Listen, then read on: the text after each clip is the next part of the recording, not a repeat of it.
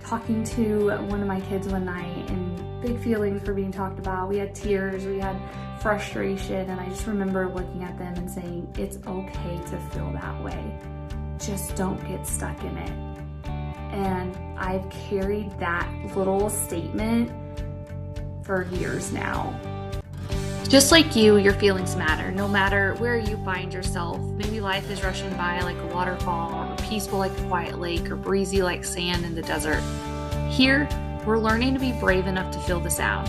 So let's tune in, feel the sound, and be brave together. Welcome. It's so great to have you.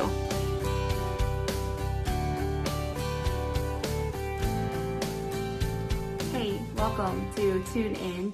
I am so glad you have decided to tune in, feel the sounds, and be brave together with me while we talk through the creation of the series, The Seas Symphony. My name is Bridget, I'm your host, and I'm really looking forward to sharing more with you today. I spent over 2 decades in early childhood education as a classroom teacher and absolutely loved my time in the classroom. One of my favorite times was story time. I loved reading the books, giving each character its own voice, a little sass, a little pizzazz, anything that would help that story stick to the minds of a 3 or 4-year-old. They loved it, I loved it, and it made for a great time in our day. I've always wanted to write children's books, but honestly just really never knew where to start until one day I was at the beach, and it was just a place that I found comfort and solitude and just let my brain wander as I listened to the waves, as I splashed in them along the shoreline and they splashed up on my ankles.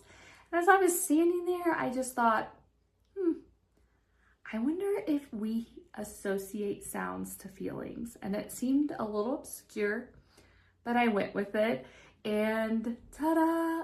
The Seas Symphony was born. When I first thought of the series, I wanted it to be ocean themed. That's where it was born after all. So I started thinking through different sea creatures, and we picked a shark and a seahorse and a sea turtle. We have a manatee thrown in there randomly. We have a crab, we have an anglerfish. We have a variety of sea creatures here, guys. And they are all going to be featured in their own book, where they also feel their own feeling. That was where I brought in the help of my kids, who at the time were 8 and 10. So we kind of talked through different feelings that these creatures might feel. And I wanted them to be a little different than what we automatically might associate with them. For a shark, for example, he might normally be angry, but in this series, he's sad.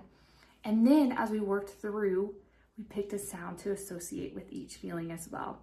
So Arnold's silent heart means he hears silence when he's sad. Maybe you do too. We'll be talking about that much more in depth in the coming episodes. As I was beginning to write these books and tune in to my characters and the sounds they were feeling, I was actually in a pretty lonely spot. I heard a lot of silence in my own life after a pretty big transition for our family. And I just remember talking to one of my kids one night, and big feelings were being talked about. We had tears, we had frustration, and I just remember looking at them and saying, it's okay to feel that way. Just don't get stuck in it. And I've carried that little statement for years now and included it in my books as well. Be brave enough to feel the sounds.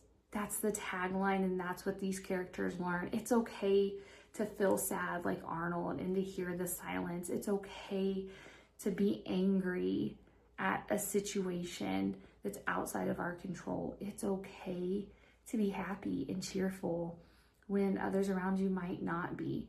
Feel the sound, name it, and then for those harder sounds like sadness or anger or worry or anxiety or fear, we don't want to get stuck in it. Those negative feelings have the ability to pull us down and bog us down. But here, we're learning to be brave enough to feel those sounds so that we can name them, and then we can tune in and start hearing more positive sounds like giggles or birds chirping or a breeze when we're feeling calm or clapping when we're feeling confident. What I've learned that has helped me is that it helps me just to sit with the sound for just a minute. I like to sit with it. I like to call it out, name it, and then know that I'm not going to let it ruin my day. I'm going to tune in, hear more positive sound so that I can figure out how to not get stuck in the yuck. If you're someone who feels deeply or you need reassurance that it is okay to feel that way, stick around. And if you're a parent or someone that works with kids and they may struggle with emotional regulation, I encourage you to stick around too.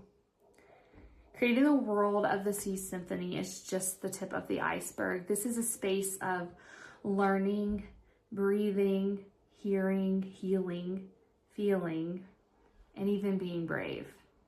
Coming up, I'll be sharing all about my third book, Maddie's Breezy Soul, which don't tell Arnold and Bella. She's my favorite book. It'll be available on May 13th. It's already available for pre-order on my website, bridgetmelton.com. Don't forget to hit the subscribe button, like this video, leave me a comment for anything that you might have questions about, and don't forget to check out my website, and I will see you again next week. Bye! Don't forget to tune in.